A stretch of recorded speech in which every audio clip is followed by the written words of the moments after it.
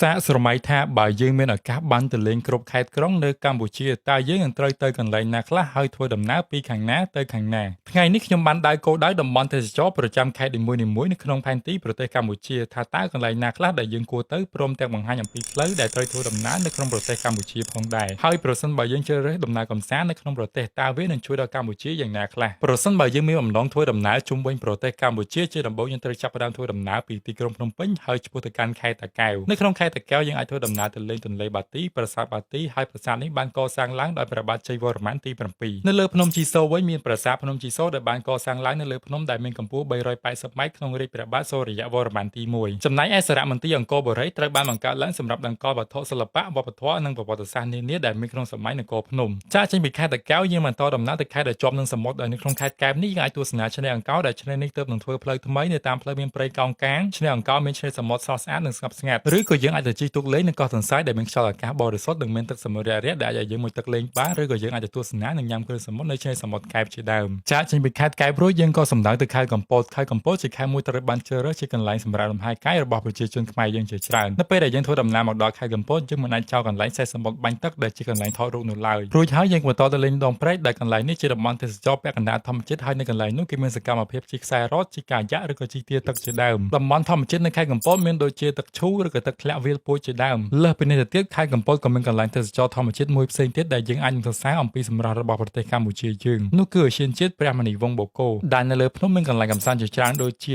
រូបសំណាកយាយម៉ៅបឹងបូកូទឹកធ្លាក់ពពកវិលថតរូបនៅថ្មលយនិងកាស៊ីណូចាស់ជាដើមបន្តដំណើរទៅមុខទៀតយើងក៏មកដល់ខេត្តព្រះសីហនុនៅក្នុងខេត្តព្រះសីហនុយើងនឹងមានឃើញឆ្នេរសមុទ្រធម្មជាតិដែលមានឆ្នេរខ្សាច់សស្អាតដែលអាចចាត់ទុកចូលជាថ្នាក់អន្តរជាតិដែលមានដូចជាឆ្នេរកោះពស់ឆ្នេរអូឈើទាលនិងឆ្នេរអូត្រេសជាដើមបណ្ដាកោះជាច្រើនដែលស្ថិតនៅក្នុងខេត្តព្រះសីហនុដែលមានដូចជាកោះរាជបុត្រកោះរងសន្លឹមកោះរងជាតំបន់ទេសចរដែលមានទេសភាពនិងទឹកថ្លាស្អាតនិងមានខ្យល់អាកាសបរិសុទ្ធចាកចេញពីខេត្តព្រះសីហនុហើយសម្ដៅមកកាន់ខេត្តកោះកុងជាខេត្តមួយដែលមានភាពល្បីល្បាញដែលសម្បូរទៅដោយព្រៃកោងកាងហើយក៏មានឆ្នេរសមុទ្រស្អាតមិនចាញ់ខេត្តព្រះសីហនុប៉ុន្មានដែរខេត្តនេះជាខេត្តដែលសម្បូរទៅដោយតំបន់ទេសចរធម្មជាតិនិងសម្បូរព្រៃកោងកាងដែលជាជម្រកសម្រាប់ត្រីជាច្រើនប្រភេទហើយថែមទាំងសម្បូរទឹកធ្លាក់និងសហគមន៍អេកូទេសចរផងដែរដូចជាទឹកធ្លាក់ឆាយអារ៉ែងនិងសហគមន៍អេកូទេសចរជីផាតបណ្ដាកោះដែលល្បីៗនៅក្នុងខេត្តកោះកុងរួមមានកោះកុងក្រៅកោះស្ដេចកោះមនាស់ជាដើមដែលនៅតាមបណ្ដាកោះយើងអាចស្ទូចត្រីមុជទឹកសមុទ្រមើលផ្កាថ្មនិងប្រព័ន្ធជីវៈចម្រុះនៅបាតសមុទ្រហើយក៏ជាកន្លែងដែលមើលថ្ងៃលិចដ៏ស្រស់ស្អាតផងដែរទៅខេត្តបន្ទាប់យើងក៏ទៅដល់ខេត្តពោធិ៍សាត់ដែលជាទីកន្លែងរបស់វត្តបាកានវត្តបាកានជាតំបន់ប្រវត្តិសាស្ត្រមួយត្រូវបានសាងសង់ឡើងនៅក្នុងសតវត្សទី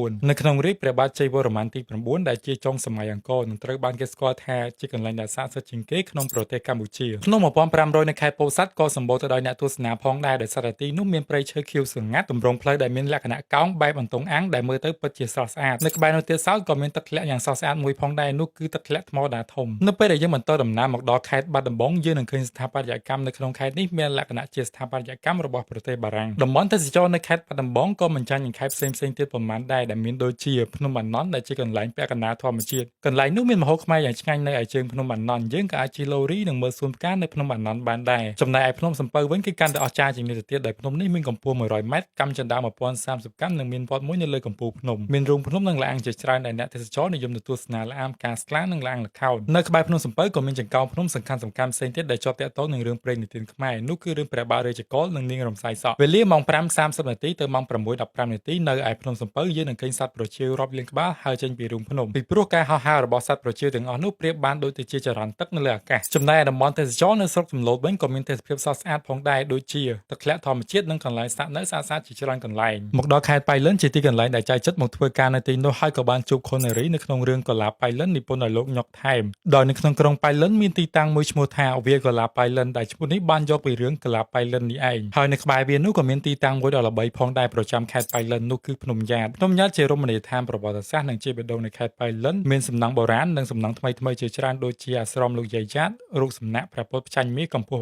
21ម៉ែត្រសំណង់ប្រាសាទ8ទិសឬអាស្រមព្រះគោព្រះកែវជាដើមខេត្តប៉ៃលិនក៏មានតំបន់ទេសចរធម្មជាតិជាច្រើនកន្លែងផងដែរដូចជាទឹកធ្លាក់ភ្នំខៀវឬក៏ទឹកធ្លាក់បរហ៊ុយបន្តដំណើរមកដល់ខេត្តបន្ទាយមានជ័យដែលជាទីកន្លែងរបស់ប្រាសាទបន្ទាយឆ្មាប្រាសាទបន្ទាយឆ្មារួមទាំងប្រាសាទមេបុណ្យបន្ទាយឆ្មាជាស្នាដៃអស្ចារ្យមួយដែលបានកសាងឡើងនៅក្នុងរាជ្យព្រះបាទជ័យវរ្ម័នទី7នៅក្នុងសតវត្សទី12និងសតវត្សទី13ប្រាសាទនេះគឺស្ថិតនៅក្នុងបញ្ជីដែលត្រៀមដាក់បញ្ចូលជាសម្បត្តិបេតិកភណ្ឌពិភពលោករបស់អង្គការ UNESCO ចំណែកឯតំបន់ការពារអាងទឹកត្រពាំងថ្មវិញនៅក្នុងខេត្តបន្ទាយមានជ័យមានទំហំរហូតដល់126គីឡូម៉ែត្រការ៉េអាងនេះជាអាងស្តុក ទឹកធំទី2បន្ទាប់ពីបឹងទន្លេសាបបើយើងទៅលេងកំសាន្តកន្លែងនេះយើងមើលទៅអាងទឹកនេះធំល្វឹងល្វើយហើយស្រស់ស្អាតខ្លាំងណាស់និងជាកន្លែងអភិរក្សសត្វស្លាបជាច្រើនប្រភេទមួយផងដែរតែបើយើងក្រឡេកទៅមើលនៅក្នុងប្រវត្តិសាស្ត្រអាងទឹកដ៏ធំបែបនេះគឺមិនមែនកើតឡើងដោយសារតែធម្មជាតិនោះទេតែវាបានកើតឡើងដោយសារតែពួកខ្មែរក្រហមបានបង្ខំឲ្យប្រជាជនរាប់ពាន់នាក់ដើម្បីទៅជីកអាងទឹកនោះនៅពេលដែលយើងធ្វើដំណើរមកដល់ខេត្តឧត្តរមានជ័យខេត្តនេះមានទេសភាពដ៏ស្រស់ស្អាតតាមជួរភ្នំដងរែកនិងមានប្រាសាទតាមាន់ធំដែលបានកសាងឡើងនៅចុងសតវត្សទី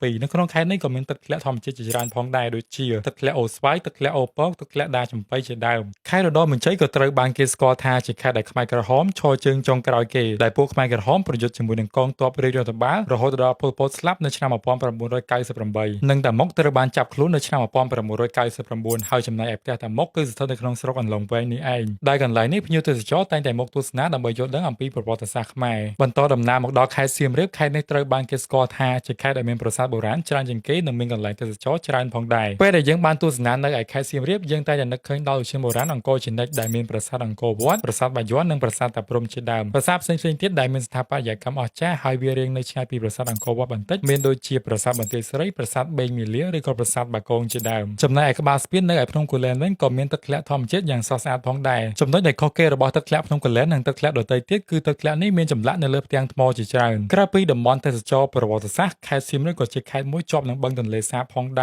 រនៅបឹងទន្លេសាបនោះក៏មានសហគមន៍ទេសចរមួយដែលមានឈ្មោះថាចុងគ្នាដំណើរកម្សាន្តនៅកន្លែងនោះអាចឲ្យអ្នកទស្សនាបានឃើញសត្វស្លាបមច្ឆាជាតិព្រៃលិចទឹកជីវភាពរបស់ប្រជានេសាទនៅលើផ្ទះបណ្ដែតទឹកនិងទេសភាពដ៏ស្រស់ស្អាតជាពិសេសពេលថ្ងៃលិចដោយទេសចរអាចគយគន់សម្រស់នៃព្រៃលិចទឹកអមជាមួយនឹងផ្ទាំងទស្សនីយភាពប្រាសាទភ្នំក្រំដ៏ស្រស់ត្រកាលលើសពីនេះទៅទៀតខេត្តសៀមរាបក៏មានតំបន់ទេសចរកែច្នៃដូចជាអង្គរ Wildlife and Aquarium ដែលឲ្យយើងទស្សនាត្រីនៅក្រោមទឹកនិងសត្វព្រៃជាច្រើនប្រភេទផ្សេងៗទៀតនៅពេលដែលយើងធ្វើដំណើរមកដល់ខេត្តព្រះវិហារខេត្តនេះមានទីតាំងរហូតដល់2កន្លែងឯណោះដែលត្រូវបានដាក់បញ្ចូលជាសម្បត្តិបេតិកភណ្ឌពិភពលោករបស់អង្គការ UNESCO នោះគឺប្រាសាទកោះកេរនិងប្រាសាទព្រះវិហារប្រាសាទកោះកេរត្រូវបានសាងសង់ឡើងនៅក្នុងសតវត្សទី10ក្នុងអំឡុងរាជ្យព្រះបាទជ័យវរ្ម័នទី4ចំណែកឯប្រាសាទព្រះវិហារដែលនៅលើភ្នំដងរែកវិញត្រូវបានសាងសង់ឡើងដោយព្រះបាទសូរ្យវរ្ម័នទី1និងទី2ក្នុងសតវត្សទី11និងទី12ក្រៅពីតំបន់ទាំងពីរនេះយើងក៏អាចទៅទស្សនាប្រាសាទព្រះខ័នកំពង់ស្វាយឬក៏អាចទៅទស្សនាភ្នំត្បែងមានជ័យនៅឯខេត្តព្រះវិហារមកដល់ខេត្តកំពង់ធំគឺជាខេត្តដែលប្រាសាទសម្បូរព្រៃគុកដែលត្រូវបានសាងសង់ឡើងនៅក្នុងសម័យចេនឡាក្នុងអំឡុងឆ្នាំ616ទៅឆ្នាំ635ក្នុងរាជការព្រះបាទឦសានវរ្ម័នទី1ហើយត្រូវបានចុះបញ្ជីក្នុងសម្បត្តិបេតិកភណ្ឌពិភពលោករបស់អង្គការ UNESCO នៅឆ្នាំ2017ក្រៅពីប្រាសាទសម្បូរព្រៃគុកយើងក៏អាចទៅទស្សនាភ្នំសន្ទុកដែលជាទីកន្លែងវប្បធម៌មួយផងដែរហើយនៅក្បែរភ្នំសន្ទុកនោះក៏មានកន្លែងតម្បាញសូត្រមួយផងដែរដែលធ្វើឡើងដោយប្រជាជននៅតំបន់ភ្នំសន្ទុកនេះបន្តដំណើរទៅខេត្តស្ទឹងត្រែងយើងតែងតែនឹកឃើញទៅដល់ទឹកជ្រោះព្រះនិមិត្តដែលស្ថិតនៅក្នុងខេត្តព្រះវិហារហើយជាប់ជាមួយនឹងព្រំដែនខេត្តស្ទឹងត្រែងនិងប្រទេសឡាវទឹកធ្លាក់នេះជាទឹកធ្លាក់ដែលធំបំផុតនៅអាស៊ីអាគ្នេយ៍ក្រៅពីនេះខេត្តស្ទឹងត្រែងក៏មានសហគមន៍អេកូទេសចរអូស្វាយនៅទីកន្លែងនោះយើងអាចជិះទូកមើលព្រៃលិចទឹកត្រីនិងសត្វស្លាបជាច្រើនប្រភេទនៅតាមបណ្ដោយទន្លេមេគង្គនៅក្នុងខេត្តស្ទឹងត្រែងក៏មានកន្លែងសម្រាប់អភិរក្សសត្វផ្សោតផងដែរគឺនៅត្រង់ចំណុចអន្លង់ត្បូងខ្លានេះឯងដែលទីតាំងនេះជាកន្លែងដែលល្អមួយសម្រាប់ការទៅមើលសត្វផ្សោតនិងសម្រាប់លំហែកាយនៅទីនេះបន្តដំណើរទៅកាន់ខេត្តរតនគិរីខេត្តនេះគឺជាខេត្តដ៏ឆ្ងាយជាងគេពីរាជធានីភ្នំពេញនៅក្នុងខេត្តរតនគិរីគេតែងតែនឹកឃើញទៅដល់បឹងយក្សឡោមដែលមានទេសភាពស្អាតបឹងនេះមានទទឹងនឹងបណ្ដោយប្រហែលជា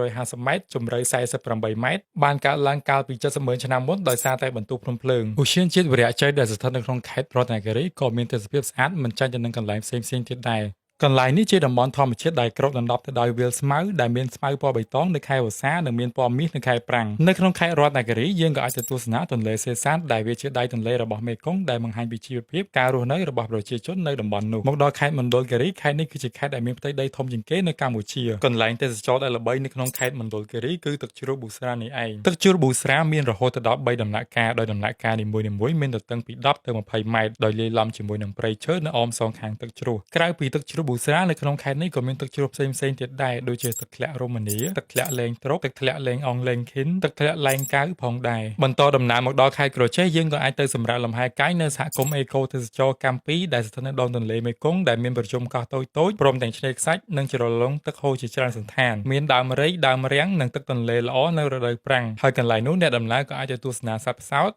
ដែលជាសាច់កម្រមួយនៅក្នុងពិភពលោកក្រៅពីនេះខេត្តក្រចេះក៏មានវត្តសសរ100ដែលជាតំបន់ទេសចរណ៍លក្ខណៈប្រវត្តិសាស្ត្រដែលបានសាងសង់ឡើងនៅសតវត្សទី16ដោយព្រះបាទច័ន្ទរាជាតែសម័យប៉ុលពតព្រះវិហារនេះត្រូវបានខូចខាតមួយភាគធំហើយក៏ត្រូវបានជួសជុលឡើងវិញជាបន្តបន្ទាប់សហគមន៍អេកូទេសចរកោះផ្ដៅដែលជាកោះធំជាងគេនៅលើទន្លេមេគង្គយើងនេះអ្នកដំណើរទេសចរដែលមកតំបន់នេះដើម្បីជិះទូកទស្សនាសត្វផ្សោតនិងសត្វស្លាបជាច្រើនប្រភេទមើលទេសភាពថ្ងៃលិចតាមមាត់ទន្លេជិះម៉ូតូឌុបតាមសហគមន៍ជួលកង់ជិះទស្សនាតាមសហគមន៍ចូលរួមសកម្មភាពជីកស្រះត្រីជីកស្រះកង្កែបធ្វើទ្រង់មាន់ទានិងសកម្មភាពដាំដុះផ្សេងៗទៀតមកដល់ខេត្តត្បូងឃ្មុំខេត្តនេះជាខេត្តដែលផលិតជ័រកៅស៊ូដ៏ធំមួយផងដែរចំការកៅស៊ូមានទេសភាពបៃតងស្រស់គួរឲ្យគយគន់ហើយក៏ជាតំបន់អេកូទេសចរមួយយ៉ាងសំខាន់សម្រាប់ធ្វើការតាក់ទាញភ្ញៀវទេសចរជាតិនិងអន្តរជាតិមកទស្សនាព្រមទាំងបានស្វែងយល់បច្ចេកទេសការដាំដុះការថែទាំការប្រមូលផលជ័រកៅស៊ូនិងមានរោងចក្រកែច្នៃជ័រកៅស៊ូជាដើមខេត្តនេះគឺជាខេត្តដែលបានបង្ហាញនៅក្នុងរឿងទុំទាវហើយនៅក្នុងស្រុកត្បូងឃ្មុំក៏មានទីតាំងដើមពោធិ៍ទុំទាវផងដែរចំណែកឯបឹងតាវ៉ាន់វិញគឺជារមណីយដ្ឋានថ្មីដែលទើបនឹងកើតឡើងដំណើរគ្នានឹងការកសាងទីរួមខេត្តថ្មីនេះទីតាំងនេះជាអាងស្តុកទឹកសម្រាប់ប្រើប្រាស់នៅក្នុងទីរួមខេត្តមានភាពត្រជាក់និងអ៊ូអរនាពេលរសៀលធ្វើដំណើរមកដល់ខេត្តកំពង់ចាមយើងនឹងឃើញផ្កាស្បៃរឿងនៅកុលស្ពានគីហ្សូណាដែលមើលទៅវាពិតជាស្រស់ស្អាតម្យ៉ាងដែរ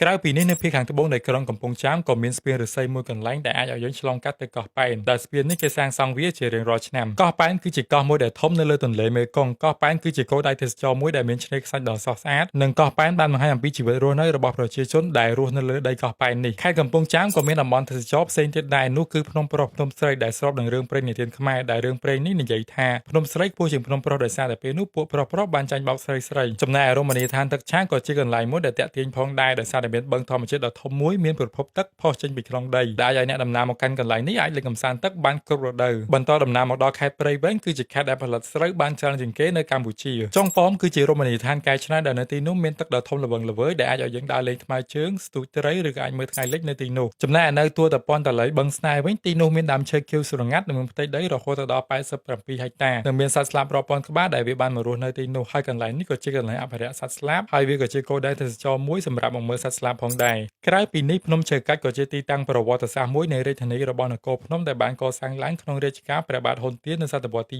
1ហើយនៅក្នុងប្រវត្តិរឿងទុំទាវភ្នំឈើកាច់គឺជាកន្លែងដែលនេនទុំបានសាងផ្នួសនៅទីនេះដែរមកដល់ខេត្តស្វាយរៀងតំបន់ទេសចរនៅក្នុងខេត្តនេះមានប្រាសាទជាហោដែលមានវ័យចំណាស់ទៅនឹងប្រាសាទសម្បូរព្រៃគុកទន្លេវាយគោដែលស្ថិតនៅទីរួមខេត្តស្វាយរៀងនិងរមណីយដ្ឋានធម្មជាតិព្រៃកុកីគឺជាកន្លែងដែលសម្បូរទៅដោយដើមកុកីជាច្រើនដុះព័ទ្ធជុំវិញមកដល់ខេត្តកណ្ដាលគឺជាខេត្តដែលជាប់ទៅនឹងរាជធានីភ្នំពេញនិងខេត្តនេះសម្បូរទៅដោយកន្លែងសម្រាប់លំហែកាយដោយសារតែវានៅជិតនឹងទីក្រុងភ្នំពេញមានកន្លែង3កន្លែងដែលអ្នកទាំងអស់គ្នាគួរតែលេងដូចជាតំបន់ទេសចរកែច្នៃសួនទឹកនៅគៀនស្វាយតំបន់ប្រវត្តិសាស្ត្រដូចជាភ្នំប្រសិទ្ធនៅទីនោះមានវត្តខ្មែរបុរាណសាងសង់លើកំពូលភ្នំនិងមានប្រាសាទបុរាណដោយប្រាសាទនាងគ្រប់លក្ខបានកសាងឡើងនៅសតវត្សទី7និងភ្នំព្រះរាជទ្រព្យជាអតីតរាជធានីរបស់យើងចាប់ពីឆ្នាំ1618ដល់ឆ្នាំ1866បន្តដំណើរបន្តយើងក៏ទៅដល់ខេត្តកំពង់ស្ពឺនៅក្នុងខេត្តនេះសម្បូរទៅដោយតំបន់ទេសចរធម្មជាតិដែលមានដូចជាឧទ្យានជាតិគិរីរម្យដែលនៅលើភ្នំនោះមានកន្លែងកម្សាន្តជាច្រើនដូចជាបឹងចំការតែទឹកធ្លាក់អូឆាយ៉ាឬទឹកធ្លាក់អូតាសេជាដើមតំបន់ភ្នំក្នុងផ្សារជាតំបន់ដែលមានវាលស្មៅបៃតងខ្ចីលាយឡំជាមួយនឹងព្រៃឈើយ៉ាងក្រាស់នៅតំបន់នោះចំណែកឯភ្នំអរ៉ាល់គឺជាភ្នំដែលខ្ពស់ជាងគេនៅកម្ពុជាដែលមានកម្ពស់រហូតដល់1813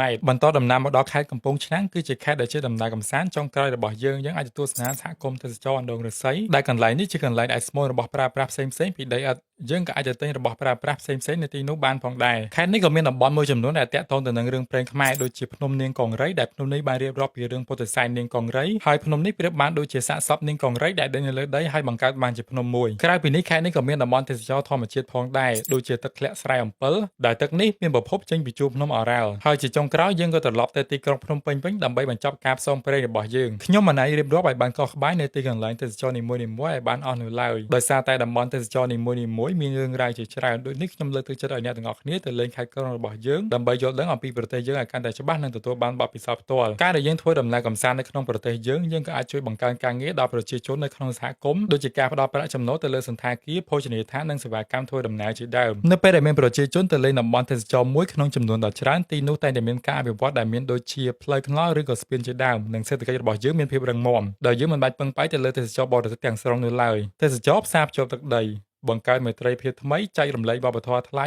ចិត្តនឹងចិត្តកាន់តែយល់ពីគ្នា